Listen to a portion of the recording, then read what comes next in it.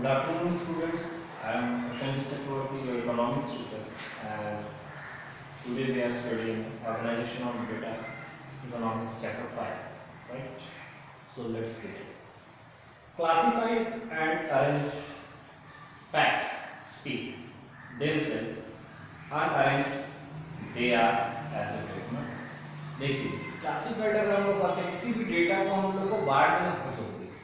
अगर हम लोग उसको बांट नहीं सकते, अलग नहीं कर सकते, तो वो डेटा कोई मतलब नहीं। मान लीजिए राम 36, तो 36 क्या है? ईयर है, एज है, लिमिट है, रेट है, प्राइस है, क्या है, कुछ भी हो सकता है। वो डेटा हम लोग को नहीं पता, पर वो डेटा जब तक उसको क्लासिफाइड नहीं किया जा सकता कि किस तरह से उसको डेट है या वो ईयर है या उसका कॉन्टैक्ट है या उसका रूम है, क्या है वो 36, तब तक वो बेकार है। जैसे कि कोई भी जीवित व्यक्ति से मृत व्यक्ति कोई कार्य का नहीं होता, ठीक है।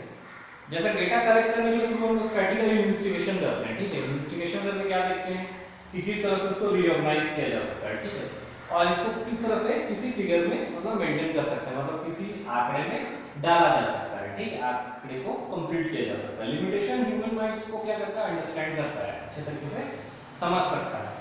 सच एज डेटा जो होता है वो नेसेसरी है, क्योंकि डेटा के बगैर आप कोई काम कर ही नहीं सकते। अगर आपको कहीं जाना है तो आपको वहाँ का डेटा मिलना बहुत जरूरी है। मान लीजिए यहाँ से आप कल के डेट में कश्मीर जा रहे हैं, आने जाने का खर्च क्या होगा, वहाँ कपड़े क्या ले जाने हैं, वहाँ पे लोगों का खाना पीना कैसा है, व्यवहार कैसा है, मौसम कैसा है, आप डेटा लेते हैं ना। विदाउट डेटा कुछ भी नहीं पता, लेकिन आप जब डेटा ले लेते हैं तो आपको सारी जानकारियाँ मिलती हैं, ठीक है, डेटा से। इसके बाद ये टेक्निकली क्या होता है, स्टैटिक्स जो होता है प्रोसेस फिगर पे मेंटेन करता है, किस तरह से हेल्प करता है उनको कि वो उसको सिग्निफिकेंस करें, मतलब उसको बांट सके। कलेक्टिव डेटा जो होता है वॉल्यूमनेस, वो क्या होता है, लोकेशन और फैक्ट्स पे डिपेंड करता है। ऑर्गेनाइजेशन ऑफ जो डेटा होता है वो रेफर करता है अरेंजमेंट के ऊपर, ठीक है, कि उसमें फिगर को किस तरह से सच फॉर्म में, मतलब हम लोग किसी फॉर्म में उसको डाल सकते हैं, कंपैरिजन कर सकते हैं कि मास के साथ सिमिलरिटी है कि फैक्टराइज्ड है, ठीक है, कि फर्दरली अगर एनालाइज करें तो ये एक तरह से पॉसिबल है, ठीक है।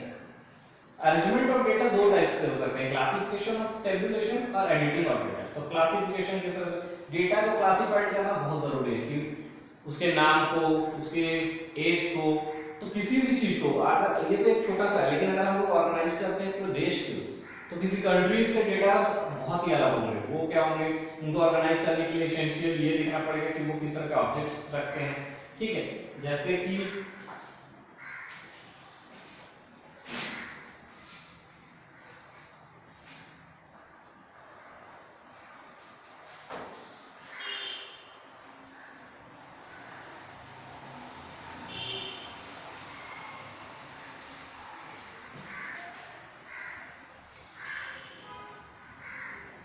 ठीक है, तो राम 36 पे 38 आपको कुछ भी नहीं पता, ठीक है। अगर मान लो यहाँ पे मैं लिख दूं राम परचेस 36, ठीक है, मैंगो, इसके बाद ही पे 38 रुपीस। तो ये क्या है, एक तरह से दो डेटा बन गए, उसने 38 रुपये पे किया एंड उसने 36 मैंगोज को भी परचेस किया, ठीक है। उसके बाद दो डेटा है, विदाउट डेटा आप किसी भी चीज को डील नहीं कर सकते, ठीक है। ये टेबुलेशन के बहुत जरूरी है। इन्वेस्टिगेटर जो होता है वो ऑर्गेनाइजर के पास जब जाएगा तो वो डेटा को क्या करता है, कंप्लीटली शेड्यूलली उसको स्टडी करता है, उसके स्टैटिक्स को, ठीक है, एसेंशियल वो किस तरह से उसको अचीव करना है उसके ऑब्जेक्ट्स को, ठीक है, राइट। ऑर्गेनाइजेशन जो डेटा होता है वो रेफर करता है एलिमेंट ऑफ फिगर्स को, कि किस तरह से उसको फॉर्मेशन किया जा सकता है, किस तरह से उसको प्रेजेंट किया जा सकता है, किस तरह से उसकी सिमिलरिटीज होती हैं, उनकी फैसिलिटीज क्या होती हैं, ठीक है, उनको फर्दरली किस तरह से पॉसिबल है कि नहीं ये पॉसिबल है, इसका एनालाइज करना, ठीक है, राइट। डेटा जो क्लासिफाइड किया जाता है ये ग्रुप वाइज होता है, ठीक है, कि उसके अकॉर्डिंगली वो किस तरह के ऑब्जेक्ट्स रखता है, ठीक है, किस तरह से उसकी इंक्वायरी होती है, प्रोसेस अगर हम जानना चाहते हैं तो एक ग्रुपिंग बनाना पड़ता है, ग्रुप के माध्यम से आप उसको अलग अलग करके उसको डिस्ट्रीब्यूट करके बांट सकते हैं, ठीक है। इसके बाद ग्रुपिंगली अगर सेलेक्ट करते हैं तो ये क्लासिफाई करना है, तो हम लोग को क्लासिफिकेशन करना बहुत जरूरी है, ठीक है। इसके साथ कंडीशंस भी होते हैं कि ये स्टैटिकल जो होते हैं वो एनालिसिस इजीली हो जाता है, कंडक्ट हो जाते हैं, ठीक है। तो क्लासिफिकेशन प्रोसेस करना है तो हम लोग अरेंजिंग करेंगे जब डेटा को सीक्वेंसली, तो वो ग्रुप अकॉर्डिंग क्या होता है, कुछ कैरेक्टरिस्टिक्स के साथ सेपरेट होता है, ठीक है, कि डिफरेंट किस तरह से उसको हम लोग रिलेटेड कर सकते हैं उनके पार्ट्स को। उसके बाद कुछ मेन फीचर्स होते हैं, तो उसके मेन फीचर्स क्या हैं, the facts are classified into homogeneous group by the process of classification. The units of the having similar characteristics are placed in the one class or group. जो हम लोग facts होते हैं उसको क्लासिफाइड करते हैं, तो वो क्या होते हैं, जो प्रोसेस होते हैं वो ये यूनिट्स के साथ देखते हैं कि वो किस तरह से उसकी कैरेक्टरिस्टिक्स को सिमिलर कर रहे हैं, ठीक है, और किस तरह से उसको क्लासिफाइड किया जा सकता है, मतलब उसको बांटा जा सकता है, ठीक है, उनके गुड्स को। और इसके क्लासिफिकेशंस को हम लोग ये भी देख सकते हैं कि किस तरह से उसको कंडक्ट किया जा सकता है, राइट। इसके बाद हम लोग सेकेंडरी अगर पॉइंट पढ़ रहे हैं तो सेकंड पॉइंट है the basic of the classification is unity is diversity. इनका बेसिक क्लासिफिकेशन क्या है, उनको डाइवर्स करना, मतलब उसकी डाइवर्सिटी पे जाता है, उसको बदलना होता है, ठीक है, उसकी यूनिट्स को। उसके बाद क्लासिफिकेशन होने के बाद वो एक्चुअली या नेशनल है, इसके बारे में पता चलेगा आपको। उसके बाद क्लासिफिकेशन आप करते हैं अकॉर्डिंगली इसका आएगा, तो वो एट्रीब्यूट ये भी करता है कि उसके कैरेक्टरिस्टिक्स जो होते हैं वो मेजरमेंट किए हुए, मतलब उनके जो हम लोग आप उसको बांट रहे हैं, वर्गीकृत कर रहे हैं, वो क्या है, मेजरमेंट किया हुआ, ठीक है, उसको बांटना बंटवारा जो करते हैं तो उसको मेजरमेंट करके बांटा जाए, ठीक है। अब इसके ऑब्जेक्ट्स भी हैं कुछ क्लासिफिकेशंस के, तो सबसे पहले ऑब्जेक्ट है कि प्रेजेंट करें इनफॉर्म को, कि किस तरह से सिंपल फॉर्म में उसको हम लोग डाल सकते हैं कि ऑब्जेक्ट जो क्लासिफिकेशन एसेंशियली हम करते हैं वो नेसेसरी है या नहीं। अगर अननेसेसरी इंफॉर्मेशन है तो इसका प्रेजेंट कॉम्प्लेक्स जो डेटा होता है वो काफी सिंपल होता है, ठीक है, लॉजिकल फॉर्म इसका इजीली अंडरस्टैंडेबल होता है। और उसके बाद द फैसिलिटेटेड कंपैरिजन, तो फैसिलिटेटेड कंपैरिजन ये कि ये जो ऑर्गेनाइजेशन है वो अनऑर्गेनाइज्ड है ये डेटा, ठीक है। इसके जो हैजार्ड है वो क्या है, कंपैरिजन ऑफ डेटा को क्या करते हैं, काफी डिफिकल्ट होता है, मतलब हम डेटा को काफी कंपैरिजन करने में काफी डिफिकल्ट फेस करते हैं, ठीक है। इसके बाद ये भी क्लासिफिकेशंस लिए अगर आप सॉल्व करते हैं इसके प्रॉब्लम्स को, तो इनेबली जो इन्वेस्टिगेटर होता है ये इसको ड्रॉ करता है इंटरफेस को, ठीक है, क्लियरली, ताकि वो ग्रुप डेटा बना सके। इसके बाद हम लोग आते हैं साइंटिफिक अरेंजमेंट। तो साइंटिफिक अरेंजमेंट भी ये है कि इसको क्लियरली अरेंज करना है कि प्रेजेंटेशंस किस तरह से दिया जाए, किस तरह से उसका क्लासिफिकेशन हो, ठीक है, उसको किस तरह से हम लोग फर्दरली उसको यूज कर सकते हैं, किस तरह से उसका रिलायबल बना सकते हैं लॉजिकली, ठीक है।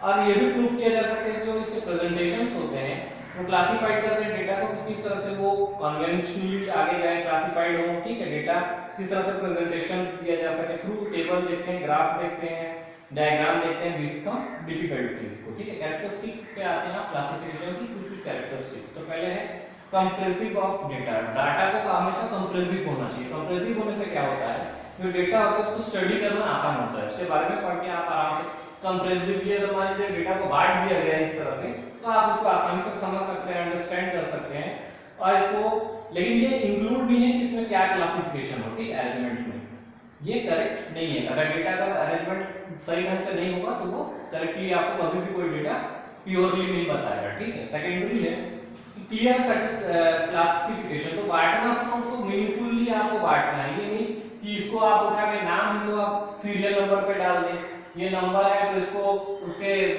डेट ऑफ बर्थ से छोड़ के उसके नाम पे डाल दे रहे हैं। तो जहाँ न्यूमेरिक सेक्टर हो, जहाँ अल्फाबेटिक सेक्टर हो, ये सब अलग करना भी एक तरह से डेटा ही का कारण है, ठीक है।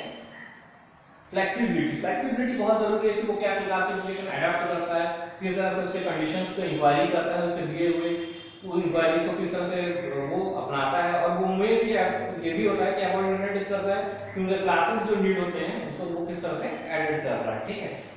उसके बाद है अरिथमेटिकली एक्यूरेसी। एक्यूरेसी होना बहुत जरूरी है। अरिथमेटिकली अगर आप एक्यूरेट नहीं है तो आपको कोई भी डेटा सही ढंग से नहीं मिलेगा। Suitable of object and inquiry, इसके इंक्वायरीज को आप ये कर सकते हैं कि आप सुटेबली आप उसको स्ट्रेटेजिक स्टडी कर लें कि उसको कैसे आपको तैयार करना है, उसको कैसे यहाँ पे चल रहा है, इसको कैसे आगे बढ़ाना है, उसको सुटेबली आप क्या कर सकते हैं, इसके ऑब्जेक्ट्स को आप इंक्वायरी कर सकते हैं, पूछताछ कर सकते हैं, ठीक है। होमोजेनिटी ऑफ डेटा, तो जो डेटा होते हैं वो क्लासिफाइड होते हैं, ठीक है, वो एक ग्रुप से दूसरे ग्रुप में क्लासिफाइड होते हैं होमोजेनियसली, और ये सिमिलर इसलिए होते हैं क्योंकि ये एक दूसरे से मिलते मिलते जुलते दिखते हैं, ठीक है। तो ये डिफरेंट है कि ये हेट्रोजेनस है कि डिफरेंट, ये भी दिखाते हैं कि उनके क्लासिफिकेशन किस तरह से हो, किस तरह से वो एनी पर्पस के लिए काम आते हैं या नहीं, ठीक है। अब आते हैं मेथड ऑफ क्लासिफिकेशन। तो मेथड ऑफ क्लासिफिकेशन में आप देखिएगा यहाँ पर डेटा आपको दिया हुआ है, आप मेथड ऑफ क्लासिफिकेशन इससे आसानी से कर सकते हैं, ठीक है। अब आगे आपको देखेंगे कि ग्राफिकल क्लासिफिकेशन के बारे में।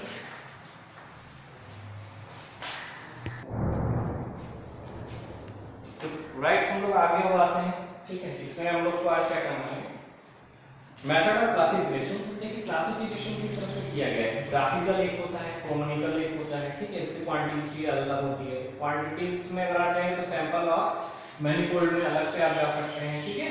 न्यूमरल अलग होता है। ज्योग्राफिकल अगर हम क्लासिफिकेशन करें तो स्टैटिकल डेटा जो होता है वो डिफरेंस देता है ज्योग्राफिकल लोकेशंस के बारे में।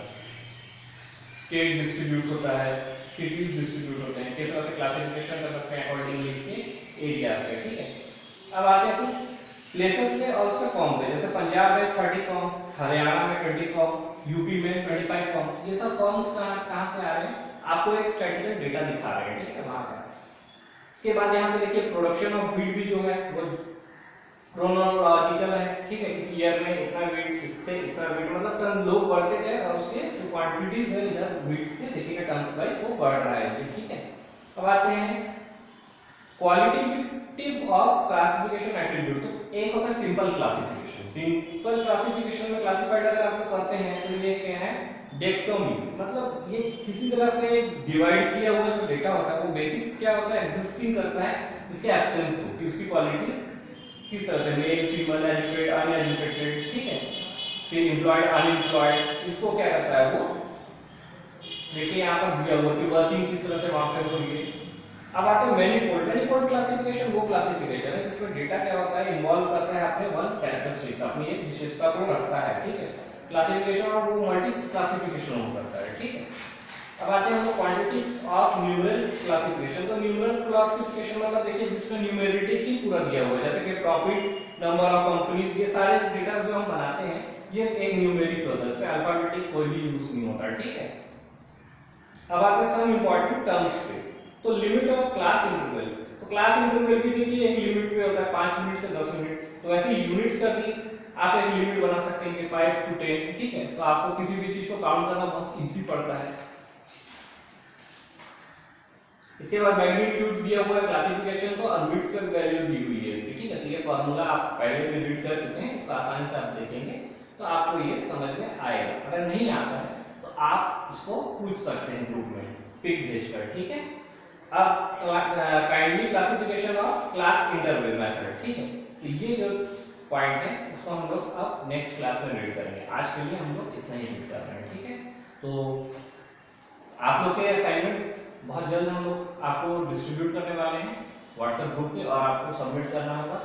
तो आप लोग लगातार regular online class, live classes attend करिए, और आपके जो बाकी के डेटा है कॉपीज भी सबमिट करिए। बाकी दोस्त जो नहीं देख रहे हैं उनको बोलिए कि ज्वाइन करें, इससे अपने एजुकेशन के लिए बहुत हेल्पफुल है। हम लोग लाइव क्लास इसलिए आपके साथ ले रहे हैं या वीडियो क्लासेस इसलिए दे रहे हैं ताकि आपको बेनिफिट हो, ठीक है। तो आप लोग कॉपीज भी सबमिट करिए और उनको भी बोलिए कि वो भी क्लासेस अटेंड करें। रेगुलर पॉकेट स्टडी पे डेटा आ रहे हैं एक्टिव होकर देखें, ठीक है। और वो अपना जो भी डाउट्स है वो भी क्लियर करते चले ग्रुप में। और तब तक के लिए, जब तक नेक्स्ट क्लास हम लोग आएंगे, तब तक स्टे होम, स्टे सेफ और गुड बाय स्टूडेंट्स।